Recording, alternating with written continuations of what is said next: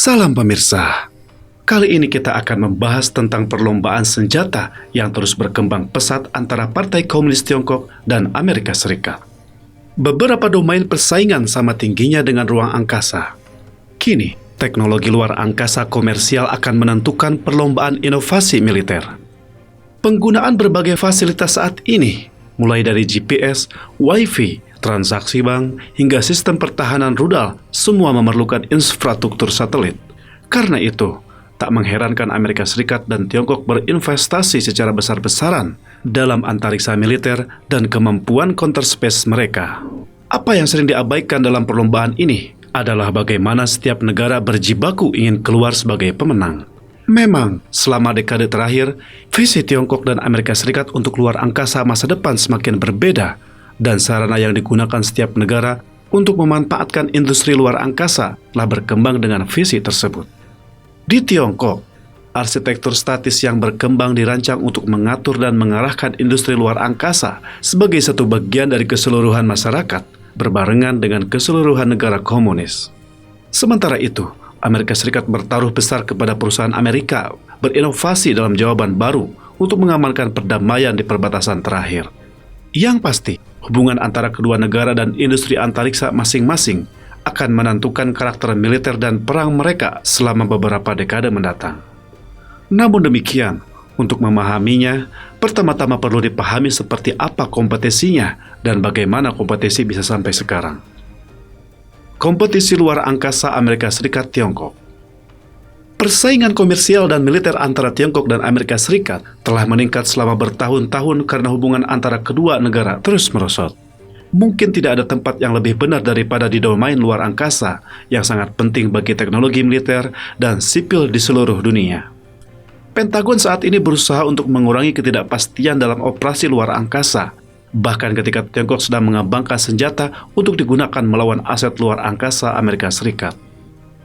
Pakar pertahanan telah memperingatkan bahwa Tiongkok sedang membangun gudang senjata luar angkasa yang komprehensif. Sikap yang tampaknya dibenarkan oleh komentar baru-baru ini dari Letnan Jenderal Michael Gatling dan Sekretaris Angkatan Udara Frank Kendall dari Angkatan Luar Angkasa Amerika Serikat. Gatling mengatakan bahwa Amerika Serikat harus bertindak untuk mengembangkan kapasitas mempertahankan diri di luar angkasa. Sementara Kendall mengatakan secara lebih khusus bahwa Amerika Serikat perlu mengembangkan senjata luar angkasa baru yang ofensif untuk mempertahankan diri. Demikian juga, laporan tahun 2020 oleh Uni Soviet China Economic and Security Review Commission menemukan bahwa rejim komunis yang berkuasa di Tiongkok menerapkan rencana jangka panjang secara sistematis mencuri teknologi Amerika Serikat. Tujuannya untuk mempercepat program militer ruang angkasanya. Partai Komunis Tiongkok sedang menjalankan strategi jangka panjang untuk mengeksploitasi teknologi, bakat, dan modal Amerika Serikat untuk membangun ruang militer dan program tandingannya, serta memajukan kepentingan strategisnya dengan mengorbankan Amerika Serikat. Demikian bunyi laporan itu. Pengejaran zero-sum atas superioritas ruang angkasa merugikan daya saing ekonomi Amerika Serikat, melemahkan keunggulan militer Amerika Serikat, dan merusak stabilitas strategis.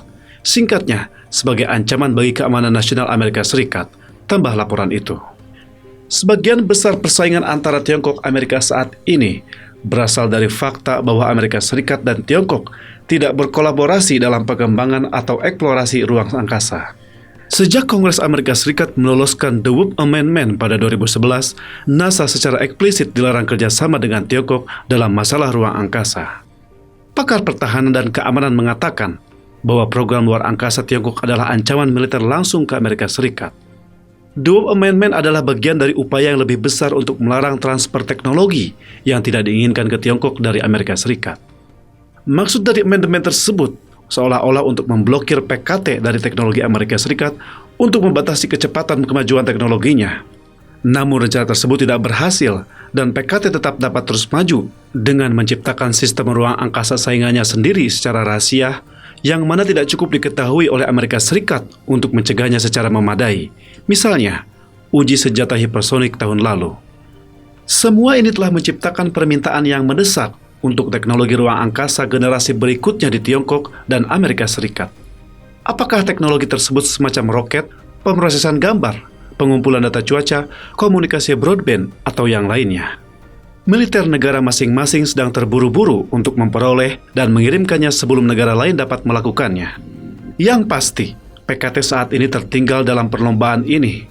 Amerika Serikat memiliki sekitar 2.700 satelit di orbit, sementara Tiongkok saat ini memiliki kurang dari 500. Namun demikian, sebagian besar infrastruktur satelit itu sudah ketinggalan zaman dan sangat rentan terhadap serangan yang dapat menyebabkan kegagalan berjenjang pada banyak sistem. Ketika satu satelit komunikasi Amerika Serikat rusak pada tahun 1998, bukan hanya sistem televisi dan pesan yang gagal, sistem kartu kredit berhenti memproses pembayaran, radar cuaca menjadi buta, dan pengemudi yang frustasi mendapati diri mereka tidak dapat mengisi bahan bakar kendaraan mereka karena SPBU otomatis mati, tulis James Blake, seorang analis senior think tank RAND Eropa. Dengan demikian, faktor pendorong nomor satu dalam nilai kelemahan atau kekuatan sistem berbasis ruang angkasa saat ini adalah ketahanannya yang diukur dengan ukuran klaster satelitnya. Atas tujuan ini, Tiongkok dan Amerika Serikat mencari industri luar angkasa komersial yang sedang berkembang untuk mendapatkan jawaban terukur dan terjangkau tentang bagaimana mereka bisa mendapatkan sebanyak mungkin satelit dan berjalan secepat mungkin. SpaceX misalnya mengoperasikan sekitar 2.000 satelit, 4 kali lebih banyak dari PKT. Selain itu, konstelasi satelit Starlink menunjukkan kemampuannya menahan serangan militer asing dalam perang yang sedang berlangsung di Ukraina. Demikian juga sebuah perusahaan telekomunikasi milik negara Tiongkok telah mengumumkan rencana untuk menempatkan 10.000 mikrosatelit di orbit pada tahun 2030. Apa yang diciptakan oleh perusahaan-perusahaan ini dan bagaimana pemerintah dapat memanfaatkannya adalah isu sentral di jantung perlombaan ruang angkasa baru dan akan menentukan keberhasilan atau kegagalan strategi nasional dan militer dalam beberapa dekade mendatang. Namun demikian, metode yang dikembangkan Tiongkok dan Amerika Serikat untuk memanfaatkan teknologi tersebut sangat berbeda. Statistik baru, jawaban Tiongkok untuk pengembangan. Sementara industri luar angkasa Tiongkok dikelola oleh serangkaian organisasi militer dan sipil yang kompleks, sebagian besar program ini diorganisir secara langsung atau tidak langsung oleh sayap militer PKT, Tentara Pembebasan Rakyat PLA, khususnya pasukan dukungan strategisnya PLA SSF, yang berkantor pusat di Xi'an di barat Tiongkok. Selain ruang angkasa, pasukan dukungan strategisnya mengawasi integrasi kemampuan perang cyber, elektronik, dan psikologis PKT dan secara konsisten berusaha untuk memanfaatkan semua domain ini bersama-sama dalam mengejar tujuan strategis Tiongkok untuk mendominasi ruang angkasa. Dua entitas utama PLA untuk mengembangkan program luar angkasa adalah milik negara, yakni China Aerospace Science and Technology Corps atau CASC dan China Aerospace Science and Industry Corp atau CASIC yang dulunya merupakan satu entitas tetapi dipisah untuk mempromosikan kompetisi. CASC melakukan sebagian besar penelitian PKT dan peluncuran luar negeri untuk PLA, sementara CASIC mengembangkan semua rudal Tiongkok. Sementara itu, ada semakin banyak perusahaan ruang angkasa swasta di Tiongkok yang mendorong banyak inovasi ruang angkasa PKT. Perusahaan-perusahaan itu bagaimanapun sebagian besar menerima arahan mereka tentang apa yang harus dikembangkan dari PLA dan entitas terkaitnya seperti CASC dan CASIC yang menyalurkan uang dan tujuan tonggak ke perusahaan untuk memenuhi tujuan strategis partai. Dengan cara ini, menurut satu laporan oleh Center for New American Security, sebuah think tank yang berbasis di Washington, perusahaan milik negara Tiongkok secara bersamaan dipisahkan dari inovasi industri swasta sambil juga mengarahkannya. Pasalnya, PLA sebagai pengguna akhir utama teknologi ruang angkasa mengelola program penelitian dan pengembangan untuk sistem senjata dan ruang angkasa sambil berkoordinasi dengan komunitas pertahanan sipil. Sebuah laporan terpisah oleh USCC yang mencatat bahwa Beijing secara konsisten menginvestasikan dana dan kemauan politik tingkat tinggi untuk program luar angkasanya yang mana telah mendorong kemajuannya stabil dalam mencapai tonggak penting. Atas peran ini, Beijing bercita-cita untuk memimpin inovasi dan eksplorasi terkait ruang angkasa internasional dan membangun sistem infrastruktur yang canggih untuk melayani sektor luar angkasanya. Dengan cara ini, model PKT dalam pengembangan ruang angkasa adalah bentuk statisme yang tidak mengejutkan bagi negara komunis, di mana inovasi perusahaan swasta diarahkan ke arah mana dan tenaga mereka dimasukkan atas dalih untuk kebaikan negara. Bagi Amerika Serikat, komersialisme baru.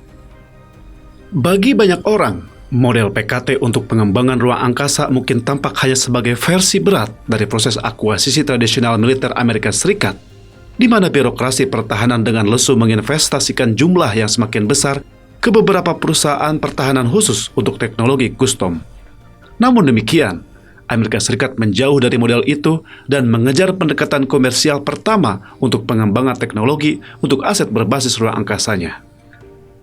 Sementara Amerika Serikat secara tradisional menyukai kontrak yang panjang dan mahal untuk proyek yang dipesan lebih dahulu, sekarang Amerika Serikat mengubah strateginya dan memilih untuk membeli teknologi komersial pertama, termasuk satelit untuk analitik, broadband, pencitraan, dan pengumpulan data. Memang, hal demikian adalah harapan Angkatan Luar Angkasa Amerika Serikat untuk mengkooptasi teknologi ruang angkasa komersial yang tersedia dan ramah biaya untuk semua upayanya kecuali yang disebut misi tanpa kegagalan seperti pertahanan rudal. Jadi, bahkan ketika PKT tampaknya mengambil panduan dari panduan lama Amerika Serikat dalam memanfaatkan negara untuk membeli dari sektor komersial terarah, Amerika Serikat memprioritaskan pembelian teknologi penggunaan ganda yang telah melayani pasar komersial dan tidak sepenuhnya bergantung pada dana pemerintah. Menurut strategi luar angkasa Amerika Serikat, Pentagon akan memanfaatkan dan mendukung industri luar angkasa sipil dan komersial domestik yang berkembang untuk memerangi tantangan Tiongkok terhadap kebebasan operasi di luar angkasa. US Space Command atau Komando Luar Angkasa Amerika Serikat menganggap pendekatan akuisisi melalui kolaborasi ini diperlukan di zaman teknologi luar angkasa yang terus berkembang dan terus berkembang jika pemerintah harus mendanai dari awal akan ketinggalan zaman pada saat mereka mulai beroperasi. Aktivitas ruang komersial telah berkembang secara signifikan, baik dalam volume maupun keragaman, menghasilkan bentuk-bentuk baru kemampuan komersial dan layanan yang memanfaatkan teknologi yang sudah dikomoditaskan dan hambatan lebih rendah untuk masuk pasar. Demikian menurut strategi tersebut. Selain itu disebutkan juga, perkembangan ini berkontribusi pada industri luar angkasa yang berkembang, didorong oleh inovasi dan investasi kewirausahaan, teknologi canggih, penurunan biaya, dan peningkatan permintaan untuk layanan berbasis ruang angkasa. Pentagon memiliki peluang untuk memanfaatkan inovasi dan investasi hemat biaya yang didorong oleh sektor swasta, menghadirkan peluang kolaborasi untuk mengembangkan kemampuan yang mengubah permainan dengan proses akuisisi yang lebih efisien dan responsif. Dengan demikian, Subkomite Angkatan Bersenjata DPR Amerika Serikat pada kekuatan strategis pada tanggal 8 Juni setuju bahwa teknologi komersial akan menjadi pusat strategi luar angkasa Amerika Serikat dan bahwa militer akan memainkan peran menetapkan standar untuk satelit barat dan kendaraan peluncuran antar muka untuk memastikan bahwa militer dapat menggunakan teknologi dari perusahaan manapun yang dibelinya. Gold Rush untuk manufaktur luar angkasa. Kebutuhan strategis untuk inovasi komersial ini mungkin membuat Pentagon lebih bergantung pada kejeniusan di balik bisnis individu, tetapi juga menyebabkan ledakan manufaktur di antara perusahaan luar angkasa yang sedang naik daun di Amerika Serikat, yang mana sekarang berusaha untuk memiliki produk yang diambil untuk digunakan oleh militer Amerika Serikat. Peter Beck, CEO perusahaan manufaktur kedirgantaraan Rocket Lab, mengatakan ada demam emas yang nyata di antara perusahaan luar angkasa untuk mendapatkan aset di orbit untuk meraup penjualan dan kontrak pemerintah yang menguntungkan. Ia mengatakan, pemerintah mulai memberi makan semua industri swasta, investasi, dan menciptakan lebih banyak kemampuan untuk banyak negara. Peter Beck berujar, "Saya berkembang pesat dan hanya NASA yang melakukan hal-hal luar biasa. Sekarang, perusahaan komersial melakukan hal-hal luar biasa dan bukan untuk hal yang terbatas." Dalam pidatonya di Kamar Dagang Amerika Serikat, Beck mengatakan dorongan untuk menempatkan teknologi komersial di garis depan dalam inisiatif pemerintah adalah mendemokratisasikan ruang dengan memungkinkan perusahaan publik untuk memimpin inovasi yang akan meningkatkan dan melindungi bangsa. Terlebih lagi inisiatif tersebut sudah membuahkan hasil. Sementara lembaga pemerintah seperti NASA telah berulang kali berjuang untuk bersaing dengan Tiongkok dalam perlombaan baru ke bulan, bahkan gagal menciptakan pakaian luar angkasa sesuai anggaran, industri swasta di Amerika Serikat telah melonjak ke level tinggi terbaru. Rocket Lab sendiri misalnya, sedang merencanakan misi tak berawak ke bulan, Mars, dan Venus. Industri ini diperkirakan akan mencapai nilai 1,4 triliun US dollar pada tahun 2030. Yang pasti, kata Beck, langkah-langkah itu tidak akan mungkin terjadi tanpa koordinasi dan perdanaan dari pemerintah, dan khususnya dari Badan Intelijen Pertahanan dan NASA. Namun demikian, dalam memilih memelihara bakat industri daripada mengembangkan dari awal, Amerika Serikat telah meningkatkan kapasitasnya. Luar angkasa di era teknosfer. Upaya sengit mempercepat dan mengamankan teknologi militer serta sipil, baik di luar angkasa dan lainnya, mendorong Amerika Serikat dan Tiongkok mengembangkan teknologi yang berbeda dan saling tidak dapat dipahami. Menurut laporan baru Center for Strategic and International Studies, sebuah think tank yang berfokus pada keamanan. Decoupling inovasi digital, sistem dan aliran data antara negara-negara Barat dan Tiongkok, peningkatan statistik PKT, dan kepemimpinan perusahaan standar Amerika Serikat menambah tren yang telah ada sejak World Amendment pada tahun 2011 dan menciptakan dua teknosfer yang sangat berbeda dan bersaing. Persaingan geopolitik secara keseluruhan antara Tiongkok dan Barat membuatnya tidak mungkin bahwa decoupling teknologi akan berkurang. Keduanya melihat teknologi sebagai metode untuk mempromosikan pandangan dunia masing-masing, sambil melihat upaya satu sama lain sebagai fokus pada kompetisi keamanan nasional. Apa yang tersisa untuk disaksikan adalah bagaimana arsitektur ruang angkasa yang direncanakan secara terpusat, otoriter, terbuka, dan bebas dibuat berbeda, dan bagaimana mereka berkompetisi. Sampai di sini dahulu pembahasan kita hari ini. Terima kasih atas perhatian Anda.